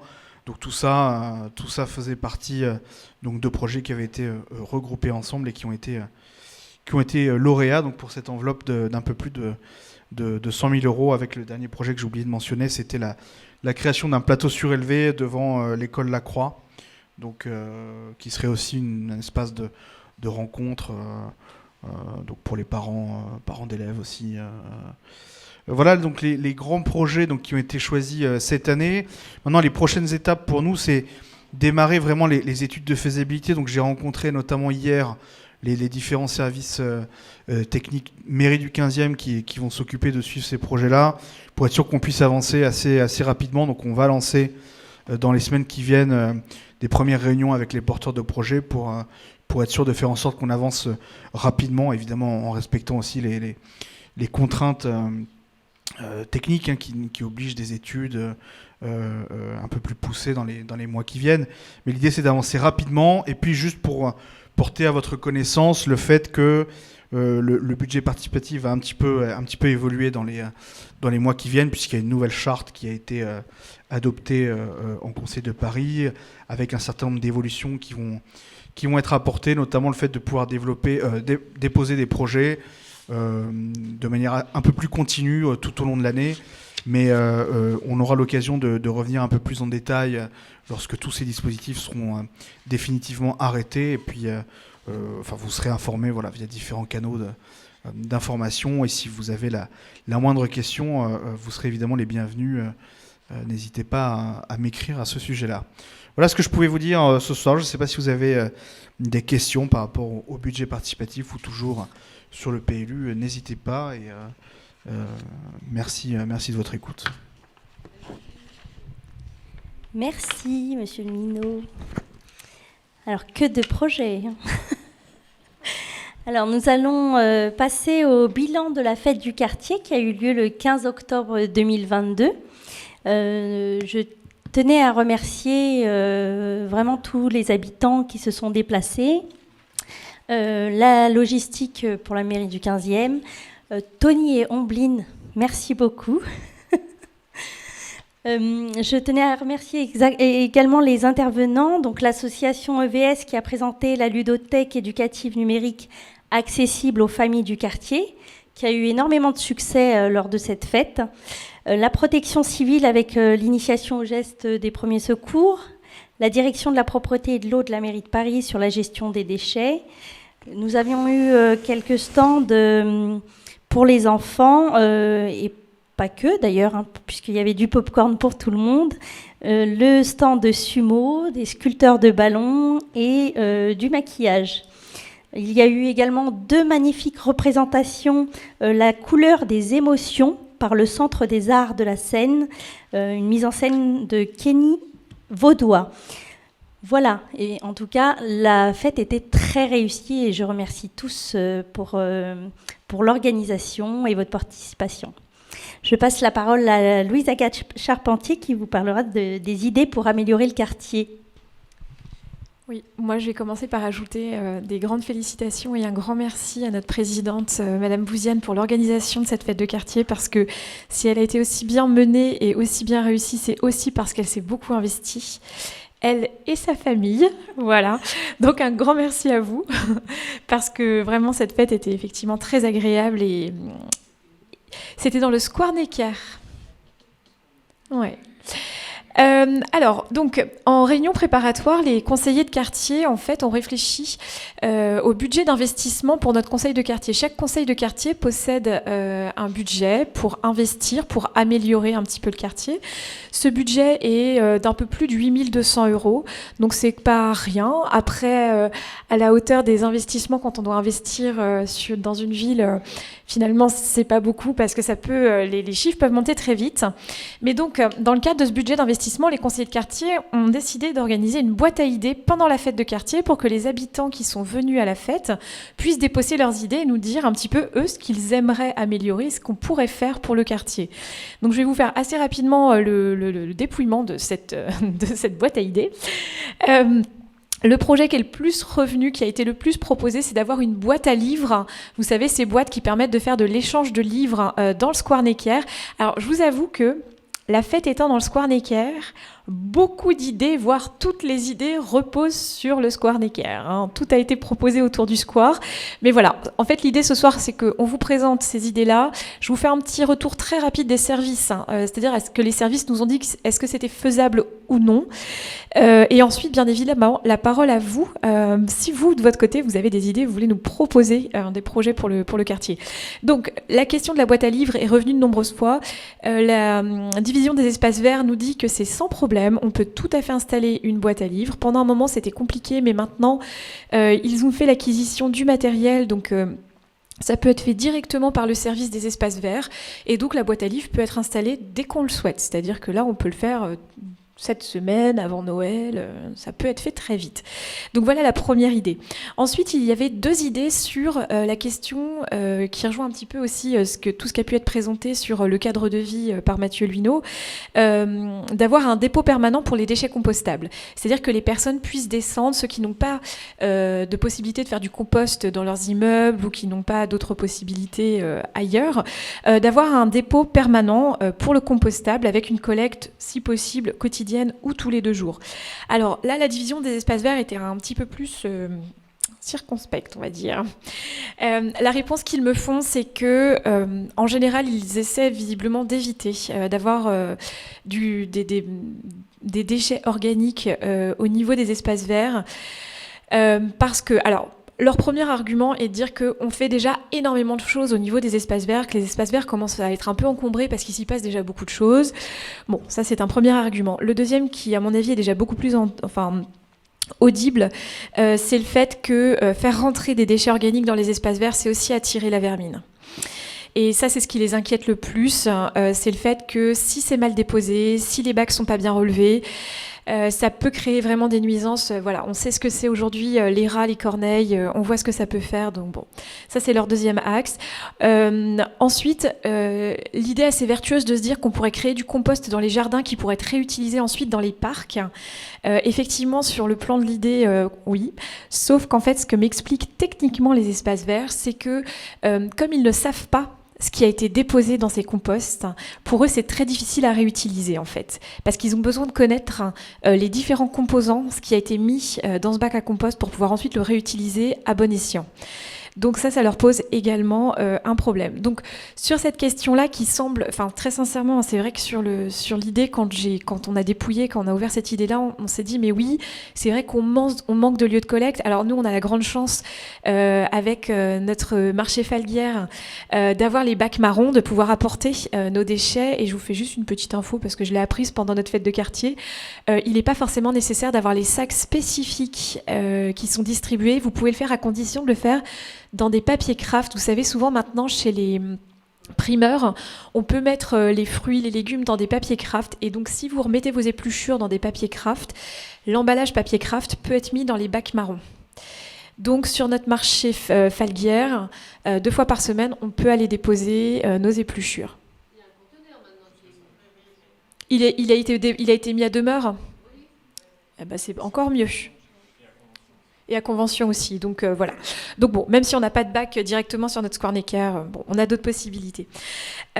Ensuite, et pareil, je rejoins un petit peu aussi ce que pouvait dire Monsieur Luineau sur le cadre de vie. Il nous parlait de l'eau et de l'importance de la présence de l'eau dans la ville. Il a été fait une proposition qu'au Square Necker, il puisse y avoir un point d'eau, notamment l'été, quand il y a les périodes de canicule, qu'il puisse y avoir un point à la fois où on puisse éventuellement boire, mais aussi un point où il y ait de la brumisation. Un point fraîcheur. Alors, il y a déjà la fontaine. L'idée, là, maintenant, ce serait de rajouter le brumisateur, de voir si on peut faire un système de brumisateur. Donc là-dessus, la direction des espaces verts est en train d'étudier l'idée, de voir comment on pourrait faire, sachant qu'on est quand même toujours sur l'idée de ne pas gâcher, c'est-à-dire d'où vient l'eau, où est-ce qu'elle repart, enfin bon... On est quand même sur cette idée-là. Mais voilà, ça, ils étudient. Pour l'instant, j'ai pas le retour, j'ai pas non plus le prix que ça pourrait coûter, de savoir si ce serait possible avec notre budget ou si c'est notre budget qui aide à financer ce projet. Parce que ça peut aussi être ça. Ça peut aussi, c'est pas forcément l'intégralité du projet, ça peut être une contribution pour porter un projet. Donc voilà un petit peu les 3 principaux. Ensuite, il y avait quelques idées autour des demandes sur repeindre les bancs, la rénovation de certains bancs. Alors là, c'est plus dans les rues, hein, c'était pas dans le parc. Et donc ça, j'en ai fait directement la demande à la voirie. Et on est sur la fin. En fait, je sais pas si vous avez vu, mais en fait, il y a eu toute une phase de rénovation des bancs Et là, on est sur la fin du programme, et donc au moment où j'en ai fait la demande pour les quelques rues qui m'avaient été demandées en plus, on était sur la fin du programme. Donc on m'a dit, on va tout faire pour, on va essayer, mais c'est pas sûr. Mais en tout cas, voilà, sachez que cette grande phase est finie. Donc voilà, en gros, si vous voulez, les 3 grands points qu'il y avait dans cette boîte à idées: la boîte à livres, le ramassage, enfin en tout cas un point déchets organiques compost, et le brumisateur, un point brumisateur dans le parc, notamment l'été quand il fait chaud. Donc maintenant, je suis à votre écoute, nous sommes à votre écoute. Si vous avez d'autres idées de votre côté, ou si vous souhaitez voilà, apporter votre commentaire sur ces différents projets.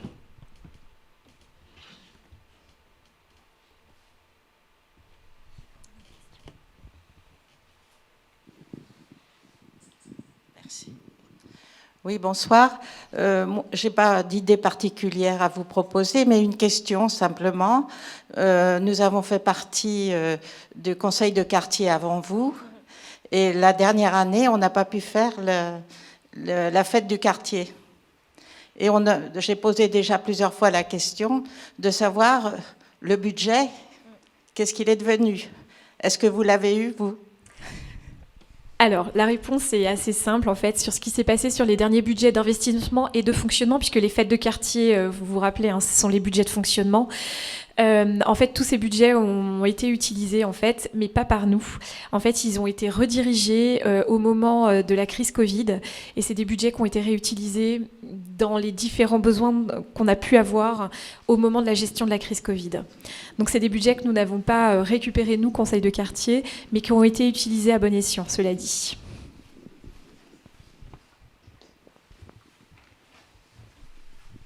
Des idées, des propositions ?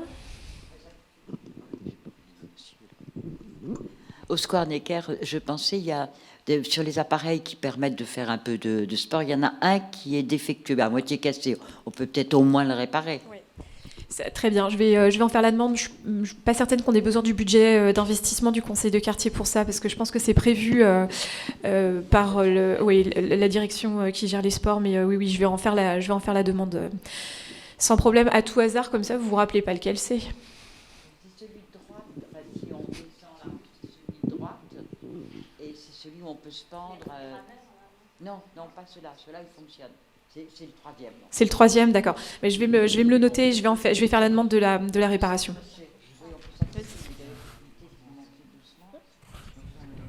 Juste madame, juste pour vous dire que ça peut, a priori, ça peut déjà faire l'objet d'une d'une restauration dans le cadre justement d'un des budgets participatifs dont je vous parlais, puisqu'il y a tout ce programme de remise en état des aires de jeu, et donc à voir si ça peut être inclus dedans. On va voir ça.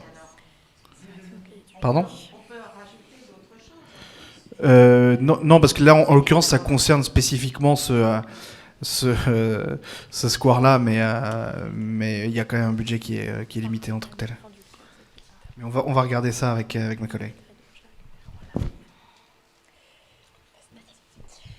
Oui, bien sûr, Arnaud. Simplement, est-ce qu'on a une idée de combien ça coûte une boîte à livres unique? Et du coup, est-ce qu'avec nos 8 000 €, sauf erreur de ma part, on ne pourrait pas en mettre plusieurs dans le quartier facilement? En fait, sincèrement, on va pouvoir faire la demande dans d'autres squares du quartier. On peut les demander. Alors, la seule contrainte que l'on a, c'est que c'est la division des espaces verts qui gère ces boîtes à livres pour nous. Donc, pour leur installation, il faut que ce soit dans des espaces verts. Il faut que ce soit dans des squares. Mais on peut tout à fait faire la demande de les mettre dans plusieurs squares. Et en fonction des réponses, je pensais notamment après, on pourra rediscuter aussi. Est-ce qu'on garde du coup le point brumisateur ou pas? Dès que j'ai la réponse, les coûts et autres, je vous le ferai suivre de toute façon. Mais on peut très bien imaginer avoir une boîte à livres on peut très bien aider à financer 2 projets. Parce que je m'avance, je pense pas trop en disant qu'avec nos 8 000 € pour installer un brumisateur dans le Square Necker, je suis pas sûre qu'on ait assez. Je sais pas pourquoi vous me regardez, Louise Ega. Je ne connais pas par cœur le montant. Et il n'y avait pas de projet dans les autres quartiers, parce que là, je vais rejoindre la remarque de Monsieur Lehoux. C'est peut-être possible de faire profiter effectivement différents quartiers, du coup. Ça qui serait chouette. Ils vous ont pas dit du tout combien ça coûtait? Non. En fait... Je relis, hein, mais... Non, en fait, maintenant, c'est travaillé en interne. Ils ont passé le marché, eux, en interne. Et en fait, c'est vraiment la division des espaces verts qui le gère. Donc, j'en sais pas plus à ce stade-là. Mais après, on peut très bien imaginer... alors, je sais pas, c'est peut-être moi qui ai mal compris la question. Moi, je pensais plutôt dans plusieurs endroits dans le quartier à la réprocession. Oui, plus que... Parce que je pense qu'il y a d'autres conseils de quartier qui en ont fait la demande aussi. Donc, ce serait plutôt pour plus...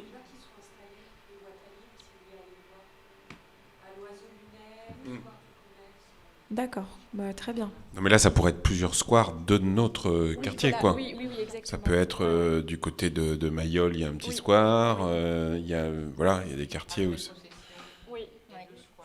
Oui. Voilà. Mais et est-ce que vous pouvez nous rappeler qu'est-ce qu'on a fait l'an dernier? Il n'y avait pas de... Ça, comme on était en période... L'année dernière, on n'a pas utilisé le budget d'investissement. Il n'a pas été utilisé sur la session de l'année dernière. Et du coup, il est pas... Il est passé ailleurs, c'est ça? Il est passé ailleurs. D'accord. Non, mais il a servi à quelque chose. Hein. L'argent n'est pas... Oui, c'est bien. Enfin, non, mais petit point, parce que si je peux me permettre, Louise Agathe, c'est-à-dire que je ne sais pas si ça ne vous a pas échappé qu'il y a eu des dépenses extrêmement nombreuses les 2 dernières années, notamment... Non, mais attendez, je dis juste la ville de Paris, ça c'est public, c'est dans les journaux, et puis c'est dans nos vies. C'est-à-dire a fait face à des dépenses énormes, comme toutes les collectivités locales, et d'ailleurs pas que la ville de Paris, la mairie d'arrondissement aussi. Il y a eu un effort collectif dans la crise Covid très très conséquent. Bon, donc effectivement, moi, ça ne me choque pas, en tout cas à titre personnel, que les 3 000 € de la fête de cette année-là soient passés dans l'achat de masques et autres, etc. Et puis par ailleurs, on est il y a la crise énergétique qui nous tombe dessus. Et puis par ailleurs, il y a quand même le gouvernement et l'État qui a décidé de couper un certain nombre de vivres aux collectivités locales. Je ne m'étends pas là-dessus, ce n'est pas le sujet du jour. Mais enfin, tout ça s'additionne. Voilà. Alors après, la démocratie locale, il faut qu'elle vive et il faut qu'on s'y tienne. Mais voilà, c'est petit point, quoi. Parce que je ne veux pas qu'il y ait des malentendus ou des sous-entendus. Et effectivement, les budgets des villes, c'est comme le disait M. Goujon tout à l'heure, c'est-à-dire que l'argent, il est réservé, il est cranté, il est pointé. Mais ensuite de ça, il s'applique au budget de l'année dans laquelle il est effectivement mis, où les choses sont réalisées, en fait. Voilà. Ça me permet. Et donc du coup, oui. Donc du coup, cet argent-là, on ne peut pas en profiter parce que parfois ça a été fait. Mais là, comme on est dans un contexte très particulier, c'est pour ça que je posais la question à ma collègue. C'est parce que parfois, dans les années précédentes, ça a pu être fait qu'on puisse, et ça pourra peut-être à nouveau, on peut grouper aussi. Oui, c'est ça. Voilà, c'est ça. C'est qu'en fait, ce qu'on peut pas faire, c'est dire on l'a pas utilisé l'année dernière, on le récupère. Ça, c'est pas possible. Par contre, ce qu'on peut faire quand on a un projet d'envergure, c'est grouper les projets. C'est-à-dire qu'on lance le projet cette année, on dit qu'on va utiliser le projet de cette année et celui de l'année prochaine et grouper un projet. Donc là, on utilise 2 budgets pour pouvoir mener à bien le projet. Ça, c'est possible. Voilà. Vous avez une question ?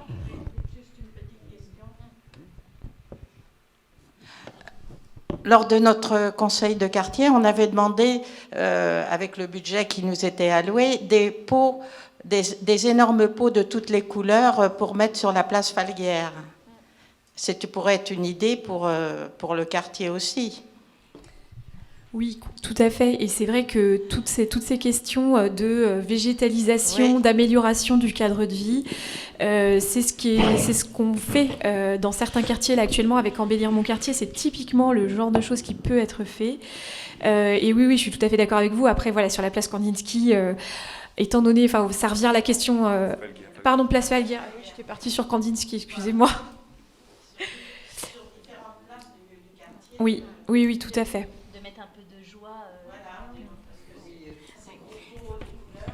Mais ce qu'on pourrait faire, alors là c'est la présidente de conseil de quartier qui vous parle, mais c'est vraiment en tant que résidente du quartier, c'est aussi qu'on puisse regrouper des idées et pourquoi pas avoir un vrai projet commun et le proposer au budget participatif aussi, voire plus gros. Si ça vous dit, moi je suis partante.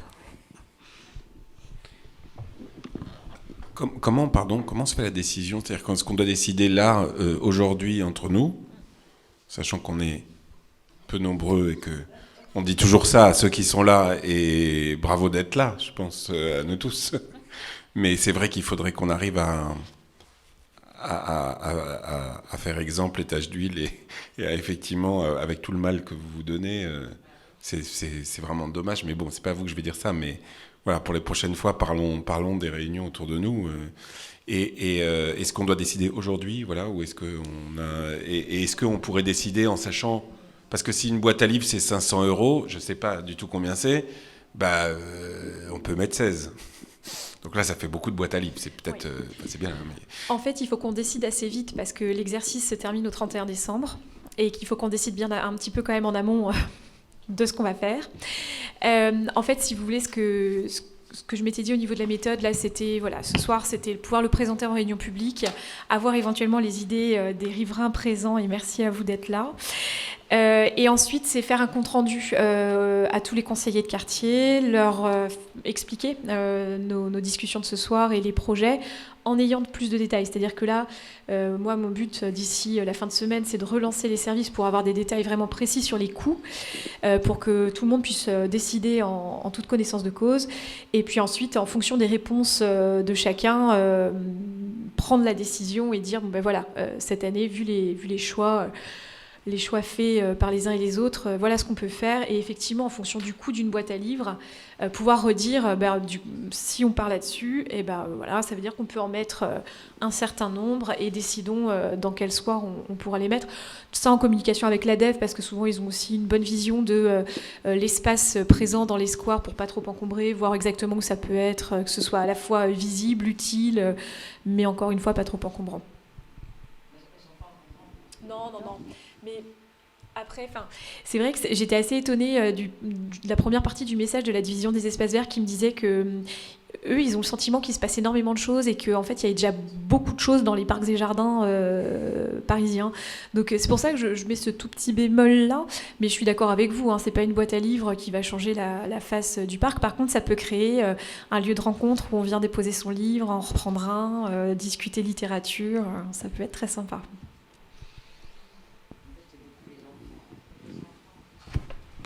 Non, dans d'autres communes ou squares, c'est aussi les adultes.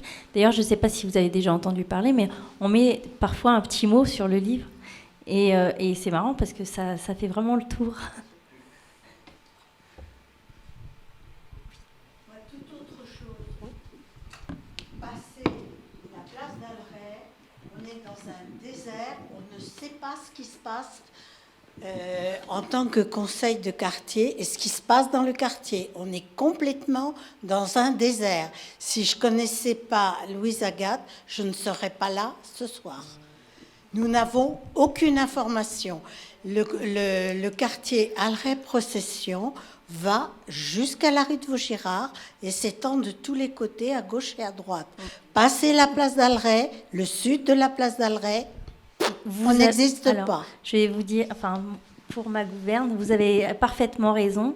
Après, pour ce qui est au niveau de l'information, on l'a sur le site de la mairie du 15e. C'est vrai. On a aussi Info 15 parfois à disposition à la mairie du 15e. Mais ce qu'il faut savoir, c'est que c'est nous qui distribuons aussi les j'ai tracts. été au conseil de quartier, nous avons été conseillers de quartier, et j'ai mieux vous dire que les flyers et les emails personnels et les emails et les flyers distribués dans les copropriétés, on l'a fait. Oui, se faisait par les conseils de quartier. Oui. Par les conseillers de quartier. Oui, je suis par d'accord. les conseillers Mais de c'est quartier. Alors, vous m'avez un peu coupé la parole, mais j'allais en venir. Donc, il faut aussi des moyens humains pour aller distribuer ces flyers. Et vous avez des conseillers de quartier qui se sont fait élire. Qui ne sont pas forcément tous disponibles, puisque... on ne se fait pas élire, alors. Eh ben, alors justement, on en profite.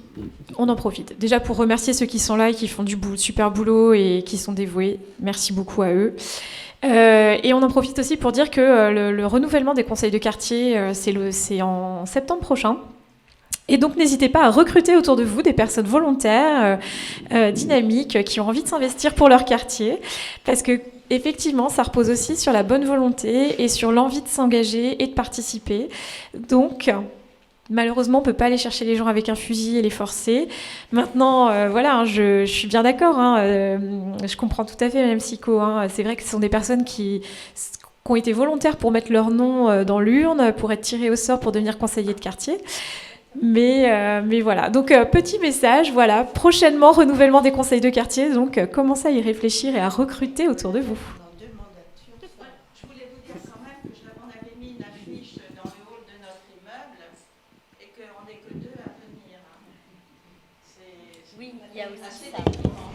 Et alors, si on essaye d'être positif, puisqu'il nous reste quelques minutes, pardon, je prends la parole, mais est-ce que vous auriez des suggestions pour que on essaye d'arriver à faire vivre les choses de manière... Non, mais est-ce que... Parce que c'est pas que le flyer, parce que si les gens viennent peu, c'est pas que le flyer. Mais est-ce que c'est simplement un déficit, vous pensez, de communication, ou bien c'est un manque d'intérêt ? Non, mais je m'interroge.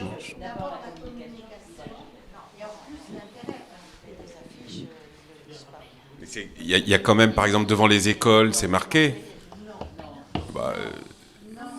Il y a des affichettes, non ? Ah oui ?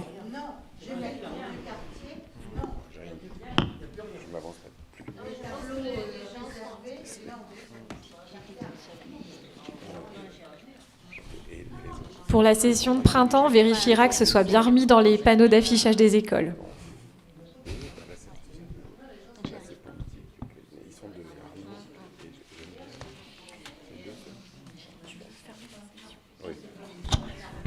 Eh bien, vous avez donné l'info. Vous avez donné l'info. J'espère. Oui, mais elle était erronée. Ah oui ? C'était dirigé sur Ah. Avec Madame, on était toutes les deux sur Campbell. Nous allons clôturer la séance. Je vous remercie infiniment pour votre présence. Je remercie vraiment de votre participation, de toutes vos idées. Et encore une fois, je lance vraiment un appel à celles qui veulent... non, mais...